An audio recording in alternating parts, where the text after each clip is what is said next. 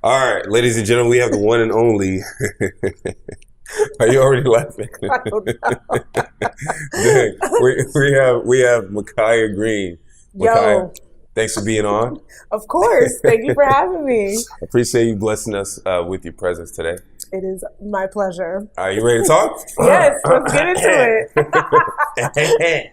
No, so on this episode, I just wanted to bring up because I know this episode or this whole podcast is really all about, for me, shakers and movers. It's people who are actually, they have an idea and they're taking action and they've created something.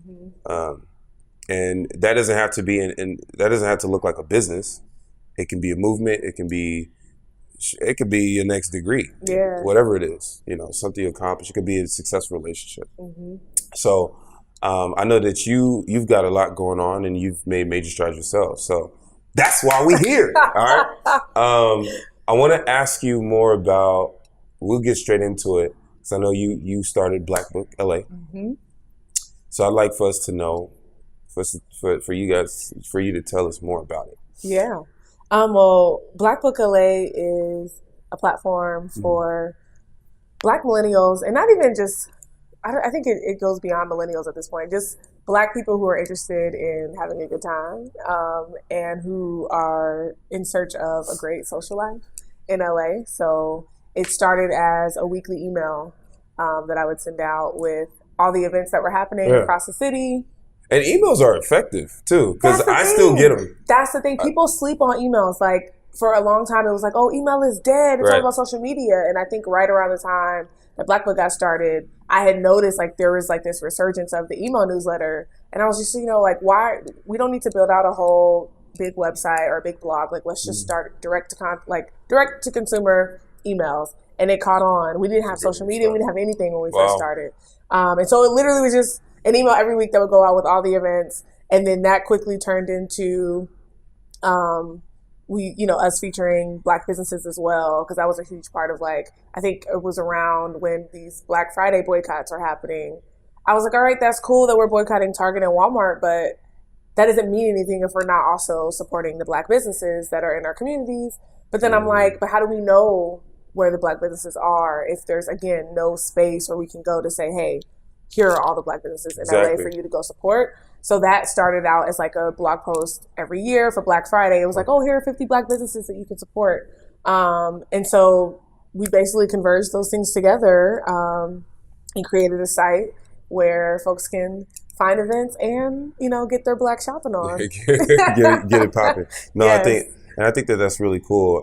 You talked about, it coming from a personal, more like a personal need for yourself. And I just think that's so cool that that you started something based off of something you feel like you needed yourself. I feel like that's the most powerful when it's like that. Absolutely. And I think, I'll never forget, I took a social entrepreneurship class at USC. And they were talking about how there has to be a need. Like, so many people try to create businesses, but there's no need for. And then they end up failing because nobody asked for it. And so, like, when I was sitting down, I'm just like, I don't know what to do this weekend. Every weekend I was just like scrambling on Instagram, trying to figure out, like, well, where they're going, like, what parties are you going to? And so I was like, okay, if I'm asking these questions and I consider myself to be pretty connected, I'm like, if I don't even know what's happening every weekend, then I'm sure that there are so many other Black people in LA who are asking the same question. Exactly. Yeah, absolutely. Yeah. Do you feel like at some point, well, first off, are you considering building this in a way where you bring in revenue? Yeah, so great question. Yeah, I was like, I wonder. No, it's interesting. So right now we charge ad space for events and some businesses, but mainly for events. It is not at all breaking the bank. Black Book is not paying any of my bills because we wanted to make sure that it was for the people. So, like, we don't charge crazy rates. You know what I mean? It's very reasonable for, like, people who want to promote their event but may not have hundreds and hundreds of dollars to spend on one ad. Exactly. And so, like, that's been interesting because it's been great for the community, but hasn't really yielded like a huge financial return, like, and for I think us. and I think that that's great because, it's important. I feel like a lot of people who start something, they expect to come in and just be cashing out right away. No. You know what I mean? This is not a moneymaker. However, One thing that I have been thinking about, because I do want to grow it into a cash positive business. And I know that the way to do that is through doing our own events. Like, we're in the business of selling out everybody else's events, and we've gotten good at it to the point where, like, you know, an event will hit us up like, hey, I'm struggling to sell tickets. We put it out. An hour later, they're like, oh my God, I just sold out. And so I'm like, Really? Oh yeah. So I'm like, if we're selling out everybody else's events, it's time for us to throw our own. So I guess it was this year, this past Halloween, we had our first party. We partnered with Amplify Africa. Shout out to Amplify. Oh, snap. Okay. Yeah, all right. Like, we had the dopest Halloween party that I've ever been to. Wow. And it was so good that I was honestly like amazed. I was like, I can't believe we did this. And so one of my goals for 2019 is to do more of our own hosted events. Because we have the infrastructure now. Like, it's just a matter of doing it and like carving out the time to create those spaces. Because people are hungry for them, you know? I just love this, man. This makes me really excited for you, because there's phases. I feel like there's phases in everything that you do. If it's a business or something, there's this phase where you have to, essentially it's like planting a bunch of seeds. You have to start planting seeds. You're not going to see anything right away, but as you grow it and grow it and grow it and grow it. And then all of a sudden, now you have so much eyes coming at you that you can do whatever you want and people support it. Exactly. I love that. Man. Yeah. I think that's a good point, though, about consistency. Because, like, one of the things in the beginning when we had 100 subscribers and that was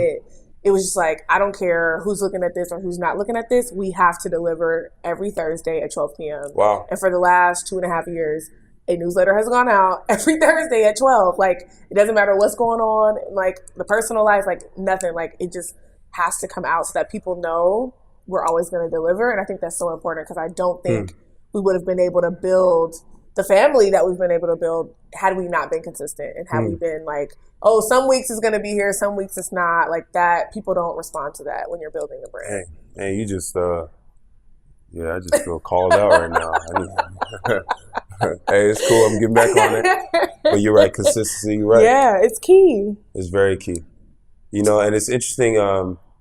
There's like this compound effect that happens too when you're consistent like that. I don't know. It's like magic to me. The power of consistency, it creates opportunities, it creates things, and I feel like it makes you magnetic. Absolutely. Towards people. But I definitely am taking that right now, because I need to. Yeah, even with this podcast, like the consistency has to be there. And I agree with you. Wow. So what do you feel like has come from, let's speak on that consistency, because a lot of people, I feel, need to understand that. What do you feel like has come from that? A lot. I think that, you know, one of the things that has stuck with me about Black Book LA, differing from some other organizations that are out there, is like the fact that people go so hard for us. Like, I've never spent money like on paid ads on social media to like get the word out about Black Book. It's primarily word of mouth. And like the reason that is because people know like we're always going to have their back when they're looking for something to do on the weekend, or when you have a friend coming to town and they're like, what's the move? They know they can go on the site and find the move and go and have a good time. And so it's one, the consistency, but it's also like trusting that like if we send you somewhere, if we're like, yo, this party is happening, like you should go, that 9 times out of 10 it's going to be a good experience. Obviously, we don't throw so you're not really all of the events, so we're not responsible for the event. But I think that I have put a lot of emphasis on curation. Like, we don't put anything on Black Book. And so I think that by like maintaining that sense of quality and consistency, like it's allowed for the platform to grow in the way that it has, to now we're like reaching over 20,000 folks in Los Angeles alone. And like, again, I didn't pay for, you know what I mean? You can't pay for that. Like, I'll go, sometimes I'm like out at Comfort LA, I'm talking to somebody, they're like, oh, you're Black Book? And I'm like, how'd you hear about Black Book? They're like, my friend told me when I moved to LA. You know what I mean? It's just like, I don't even know these people. And like, they're getting referrals from other people that I don't even know them either. So it's like, I think that's been our biggest, that's our biggest currency. It's just our family, our subscribers, who like ride or die, to the point where I'm like, I decided to take a break for the holidays because I'm tired. I know, I get and it. I just need to rest and like get my life together. And people are hitting me up every day like, where's the newsletter? What's going on? Like, you know what I mean? Because there's a sense of ownership, and it's all out of love, thankfully. But like, people depend on it so much to the point where like, if I take a month off, it's like all hell's breaking loose. They're like, what are we gonna do? Wow. So we'll be back. I know, right? I know. I can't wait until like you really start to do more events, because man, I just feel like just the opportunity for income. I mean, you deserve. I believe you deserve to be compensated for your consistency. You do. Thank you. You do for sure. That's so wild. It's funny, you know, I had a couple experiences where Black Book LA came into a conversation. Oh wow! Yeah, wait, do share. That's crazy. What? I mean, it's vague. Like I don't know verbatim. I'm not gonna tell you that. Yeah. But like, there's definitely been times where people are like, "Yo, have you heard of Black Book LA?" Wow. And then they show me the site. Wow, that's so they'll crazy. go to the site on their phone. Yeah, that's wild to me. Yeah, that's wild. Randomly, this is completely separate, but one of my dreams is to like have somebody have a conversation like that on Insecure. When they're like, you know, when the girls are like chilling, trying to figure out where to go, and they're like, "Oh, let's check out Black Book LA." And just see, yeah, yes, and you never know. Exactly, you never know. So because up until now, I can't think of. Dang, that's so cool, because I was definitely on Eventbrite the other day, looking at, what are some events happening like during the holidays type of stuff. Yeah, that's so cool. It's such a great idea. Yeah, man, you're gonna make me want to do like a New Year's Eve roundup. I'm gonna have to do it. You need to. I gotta do it for. Yeah, now I'm like, okay, I gotta do it. Yeah, you gotta do it. You gotta do it. Absolutely. Okay, so now that this is something you've built, and you've experienced, you dealt with people, you work with people. I want to know something. What is something that you feel like for a lot of people that they're missing, that if they understood it, it would change a lot for them? I think I'll never forget. I went to this panel at Cal State LA, actually, and Ava DuVernay was speaking, and her whole, like, the thesis of her whole talk was this concept of just starting. And she was just like, so many times we get wrapped up in all the things that we need to start a thing.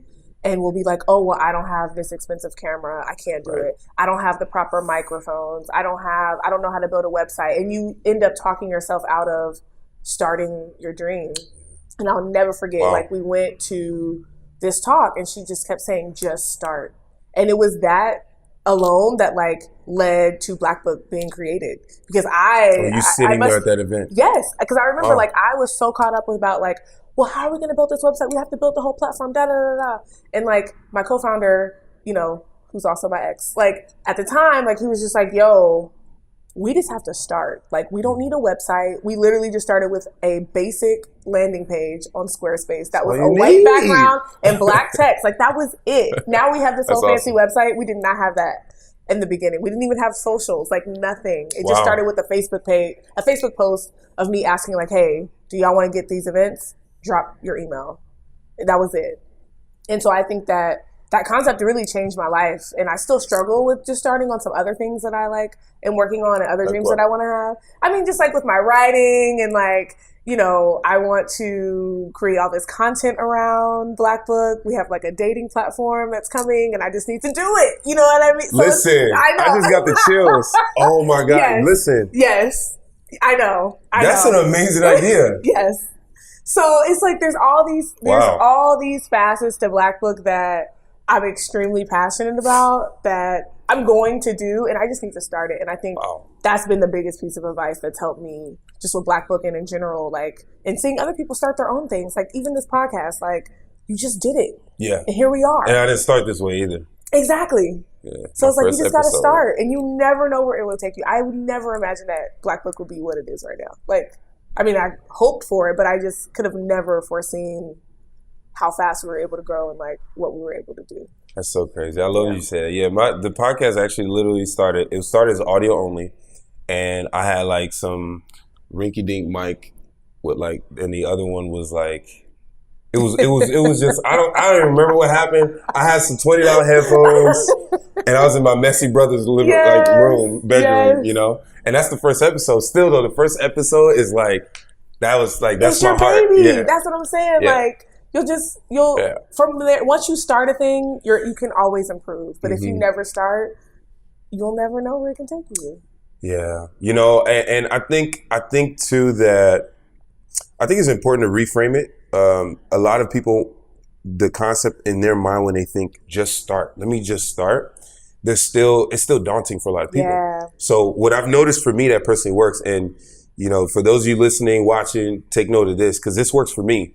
And normally what I do now is I say, to me, I say, look, I know the first one's probably gonna be trash. So let me start a messy one because I'm gonna make it better as it goes. And so for me, I feel like the pressure now to be perfect is completely gone. Because I just said it. I said, look, this is probably gonna be trash. But I'm gonna do it a few times, and by the third, fourth, fifth time, I know it's gonna be better. Exactly. Yeah. And that's what I like to call it, the shitty first draft. Yeah. Because I'm a perfectionist, I'm also a Capricorn, so like I need for everything to be perfect, which has, you know, served me well in some areas of life and then harmed me in other areas where I'm just like, I want it to be so perfect that it never happens. And I'm like, that's not okay. And so now I'm like employing that model of just like, you know, just get it out and just know that it's going to be bad and be okay with that. And then at least you have something to work from that you can build. Yeah, for sure. Yeah. I even started just this new way, let's just call it, of doing business, or I'm actually running Facebook ads. And so you have to do, you know, these days what will set you apart from everybody is video. And to this day, most people are afraid to get on video. Yeah. You know what I mean? So I was like, I'm afraid too. You know? So I figured, you know what, let me just go ahead and just put something out there. Like, I'm not going to waste any time to put it out there. But that's all it took, because once I had it out there, now people are interacting with the ad. And I'm like, okay, all of a sudden, all these ideas are coming to my head on how I can make it better, how I can do this, how I can do that. But I never would have had those ideas if I didn't put that bad one, so to speak, out there to begin with. Exactly. So a lot of people are waiting, let me sit and wait for the idea. No. But that never, it's backwards. No, you just gotta start doing. Yeah. When you look at, even, for example, like Ava's first documentary, it was not 13th, you know, at all. It was great. It's true. But it's like she's been able to build her craft over the years. And just like so many people are like that, like writers, like who banged out a terrible first script. Like I've read, for example, when I first, seriously, like, because I also work, you know, in Hollywood, and like I've read writers that I'm just like 3 years ago, and I was like, this is trash. Now, though, I go online and guess what? They're running shows. You know what I mean? Because they kept working at their craft. So you can't relegate yourself or other people to like one bad thing and be like, oh, they're always going to be trash. Just like, no, this is an evolution. We're all growing and like learning as we live. So it's like you got to allow people that space and grace to grow and extend it to yourself as well. Yeah. I mean, there's so many examples right now I could even think of. I don't know why I just first thought of Jaden Smith. Oh, God. Because his work before was trash. Man. But no look comment. at him now, though. No, you know, look at him now. He's so doing many awesome. people you can say that about. But they didn't let that stop them. Yeah. Wow. This is great. And what's cool is that you're a living example of that. You know, you're a living example. So what do you feel like is next for you with Blackwood? So you were talking about that actually. So I'll like lay it out. So, in addition to the events and the businesses, I also started a housing network and a job network on Facebook. Housing network stemmed because I needed to get out my mama's house. And it worked. I actually found my last roommate off the housing network, which was insane. On your own thing? On my own platform, which was dope. Listen, it was fire. And then the job network, I haven't had to use that, but people are making real connections. People are setting up whole like independent mixers off of there. And so the next big problem, I like to call it an epidemic that I think that we are facing as like young Black people in Los Angeles, is dating.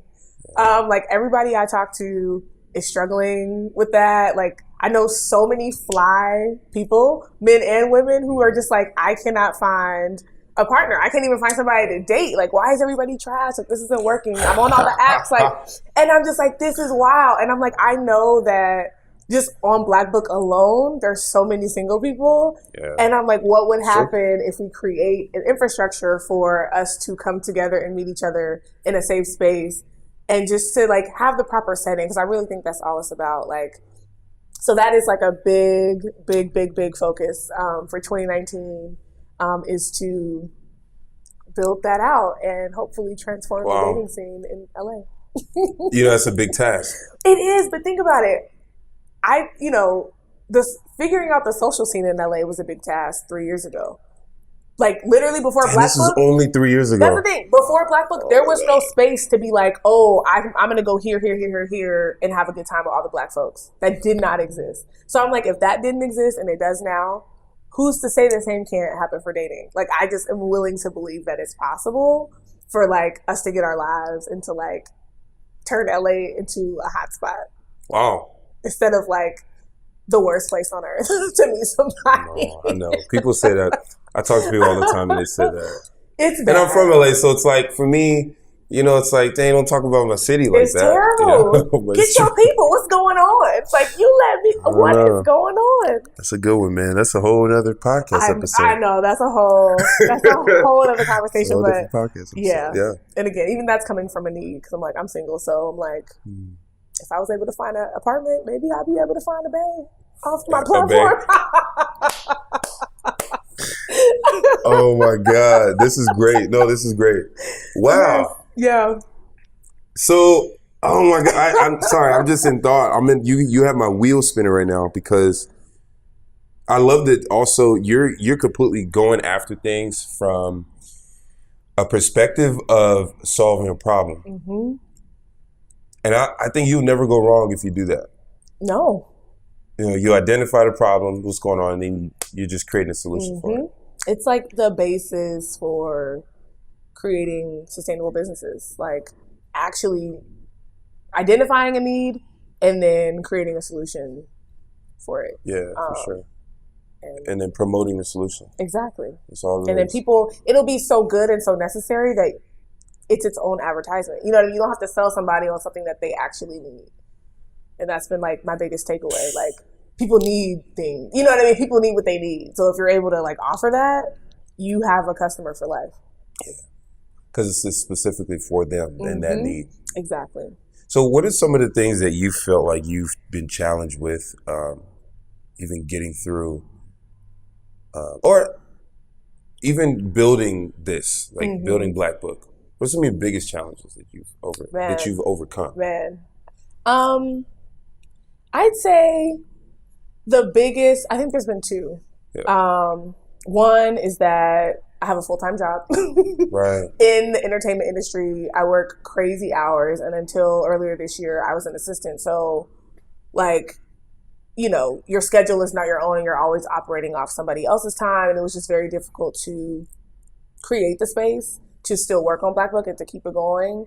And now that like I've been promoted and things, like it's better in the sense that I have more time, but it's still challenging in the sense that like, again, I'm not really getting paid from it. So it's just hard to continue doing something that is great for the community, but isn't necessarily like, benefiting me in the ways that I needed to right now.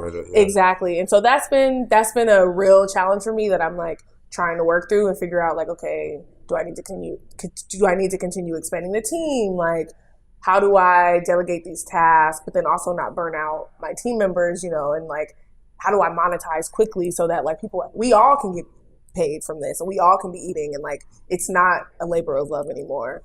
I mean, it is, but but it's like, it's nice. A job is different from like volunteer work. So it's like, I'd love to employ folks because I believe in paying Black people. I'm like, it's not a plantation around here. You know what I mean? Like, it's like, if I eat, we all eat.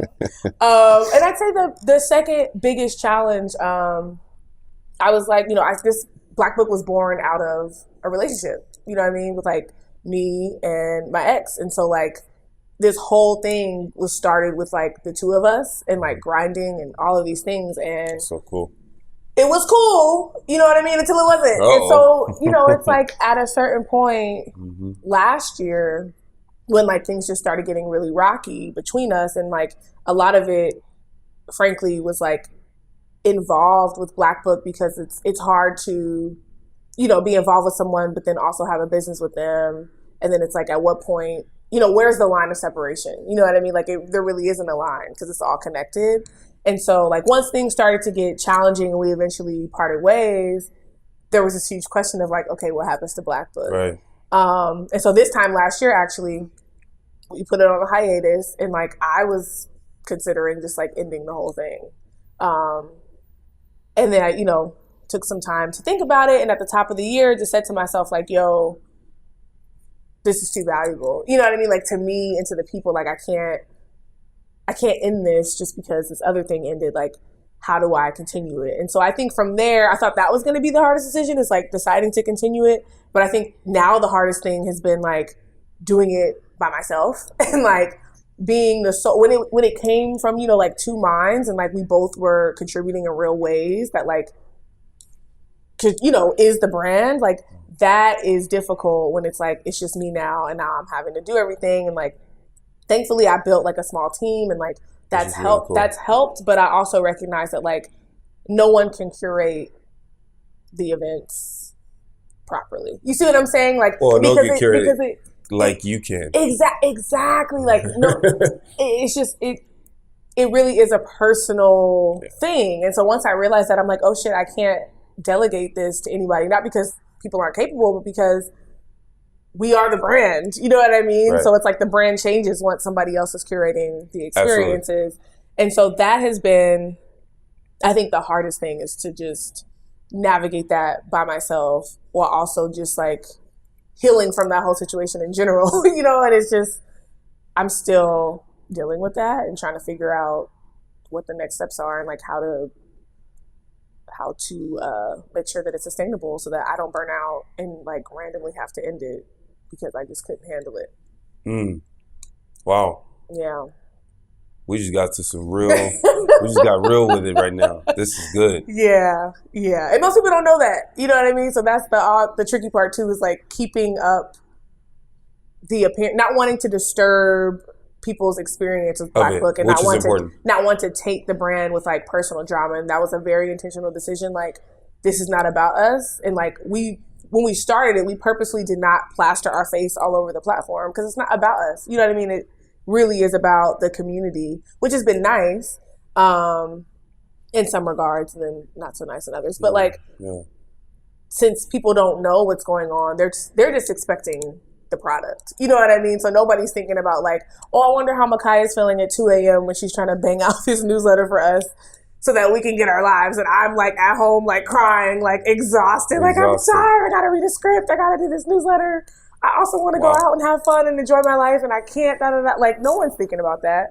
And so that's been a difficult relationship to have with it, because I'm like pouring so much into it and people are just taking and taking and taking, as consumers do. They're consuming, they're just consuming, which is fine. But it's just, I've been trying to figure out, okay, how do I make sure that I'm pouring back into myself so that I can continue. Exactly. Mm-hmm.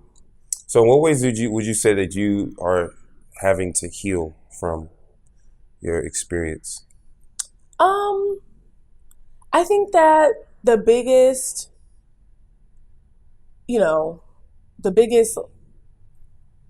lesson, I guess you could say, is just, I feel like as a Black woman, like I've always been, like I just grew up seeing all the Black women in my family work and work and work and work, and like always taking care of other people, always like pouring everything into their job, not getting properly compensated for it. And it's just, we just do so much all the time for others and rarely take the time to demand that same respect and that same effort from other people who are in our lives. And so I think that I've really had to, like, my healing process has looked like recognizing my own value and like being okay with that and not feeling like I have to seek that out in others and not expecting someone else to provide that for me. Because like when I know my value, you know what I'm saying? When I know what I'm bringing to the table, I'm not just going to pass it out anymore. You know what I mean? I'm not going to like exploit myself and be like, oh yeah, you get a piece of Makiah. You get a piece of Makiah. Oh, let me help you build your brand. Let me build you up as a person. Let me build you up as a man. Like, no. And that's what I was doing for so long, my whole life, because that's what I saw. growing up. And now I'm just in a space where I'm like, nah, fam, like, we're not doing struggle love no more. We're not, like, you know what I'm saying? Like, we're not giving out free labor. Like, just none of that. It just has to stop. Because if I don't stop it for myself, no one else is going to stop me from killing myself for them, you know? I believe in the concept of, it's called interdependence. Mm-hmm. So I take care of me for you, and you take care of you for me. Mm-hmm. You know what I mean? And to me, the best partnerships, relationships are forged with that, when they live out that concept. And of course, then we have codependence, right? Mm-hmm. Which is what we try to avoid, and that's what's unhealthy. Yep. Because then you go into something, you're giving, but nothing's being given to you. And that's the biggest thing. I'm like, codependence should work in the way where it's like, I'm giving my all to you, but then you're also giving your all to me. Yes. But when that is one-sided, it's not sustainable. And so it's like healing from that in terms of like learning how to do better, awesome. But then also healing from the fact of like, what do you do when you've given all of yourself out and received nothing in return? Like, that's a lot to deal with. Do you do? You know what I'm saying? For anybody who's listening who's been in that situation. Turn it up on the weekends, shake that ass, you know what I mean? Like, you let loose. Like, honestly, I think at the top of this year, this sounds so basic, but I'm so serious. It truly helped me. I said, Makiah, like, we're having fun this year. That was it. That was like my mantra for 2018. I was just like, we're going to have fun. I'm like, I work too hard at work. Yeah. I work too hard on my own business.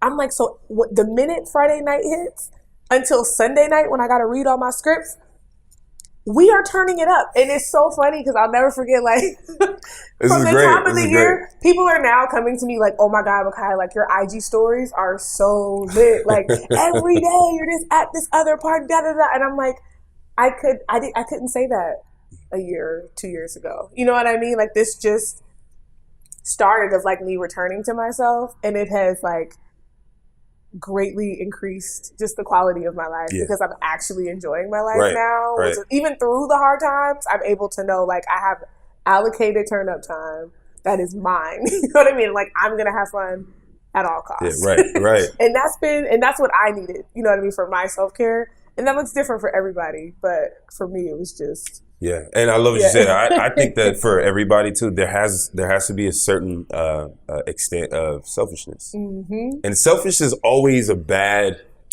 always carries a bad connotation. But to be selfish in a lot of ways is to also love yourself. And the way I would describe it is, for me personally, the phase that you're in, I'm still in that phase right now, and I had to decide. Because I gave so much of myself to a lot of things in business and in my life that I look back and I'm like, yo, I have nothing to show for all the effort. Yeah. I have nothing to show for this. Yes. So, like, maybe I'm just doing this wrong. Like, there has to be something. Something has to give. So I decided I'm gonna travel, and I'm gonna really stack up, do what I want. I don't care anymore about having the nicest car. I mean, even though I can't wait to get rid of the lease that I'm in. Yeah. I'm in a lease. It is a nice car, but the lease is done in a few months. Nice. So as soon as I'm getting something, basic, because I'm really all about my investments, having a good time traveling. Yes. And I say no to a lot more things now, and unapologetically. Yes, like, it is what it is. But guess what, though? From doing that, I've noticed something about myself. Like, I'm just so much more of a confident person. And I think confidence really is, how much do you care for yourself? Yes, I think and how much do you know yourself? Yeah, for sure. That's crazy, but like getting to know you for real. I think if you really think about like the span of our lives, we spend most of it in school. Right. And then by the time we're out, depending on how many degrees you would like to acquire, you're in your 20s and you've just been told who you are. And then it's like, we need to emphasize more like the importance of sitting with yourself and saying, who am I? Who am I to me? Not for these other people. And it's just, I think that's the most important question we have to ask ourselves. And it exudes. Once you know, awesome. Everybody else knows, because they're like, oh yeah, like. That's real. Yeah. And it changes. Yeah. And you notice the way you speak about yourself, about, the way you carry yourself changes too. It's beautiful. I love people who know who they are. Like, when people don't know who they are, I'm like, give me away. You know what I'm saying? And I'm like, no, peace You to can you tell. on your journey, but like, You I can can't tell. be involved. You can totally tell. You can tell, yeah. And it's okay because I'm like, I, was that person 2 years ago. Like I've always had a strong personality, but I was struggling. I lost myself in a lot of things and a lot of people. And just started like turning into somebody that I wasn't. And I was just like, hold up, I don't recognize this person. Like, well, what's going on? Right. Like gaining weight, like all these things happened because I just was so buried by these circumstances. And then now I'm like, I feel like a whole new woman. Like, good. Yeah. And that is, I'm just glad. Thank you for sharing that, because I'm telling you guys, for those of you watching, listening, if you didn't get that, understand, because I can guarantee that most of you guys on watching this right now are in a phase where you've given a lot to so many other people. So if you could figure that out and understand that something's got to give, it does change things. Mm-hmm. And what's funny is you have more to give once you can take care of yourself. Exactly. That's the paradox. It's a paradox, but that's how it works. And then you're giving from the right place as opposed to, giving from nothing. And I feel like, giving from nothing, giving from seeking approval. Mm-hmm. I'm trying to have them like me. Exactly. That was my experience. Mm-hmm. Do share. You said do share? Yeah. I'm just saying, going through life, like I feel like most of my 20s were, I was doing things to buy people's approval. Like, I want to make sure that I'm in their eyes, in this person's eyes, I am this type of person. Mm-hmm. So I'm going to continue to do this and do that and do this, even when it's not in my best interest. Yep. It's dangerous. Oh my, what? Especially when the opinions of others, if we've seen anything happen over the last few years, like people are dropping like flies. 1 minute you could be in like society's good graces. The next minute you say something just wrong. Like a tweet pops up from 10 years ago. And all of a sudden nobody wants to deal with you like at all. So it's just the concept of living for other people has always been so bizarre to me because I'm just like, they change their minds every day. Anyway, yeah. Every day. Yeah. And like, so you have to live for yourself, and the people who rock with it will rock with it, and that's the people I want around anyway. Like the people who actually know who I am and are interested in being around and supporting me and like being supported by and like yeah. And I noticed when I changed up how I operate, there's certain people not hanging around as much. Yes. Yeah. Bye. I mean, it broke my heart though. I know, it is sad. But it's like at a certain point, it's like, but if this is who I am now, I can't apologize. Yeah. Like I just can't. Yeah, right. And I'm not sorry. I'm not sorry at all. It's like one bit.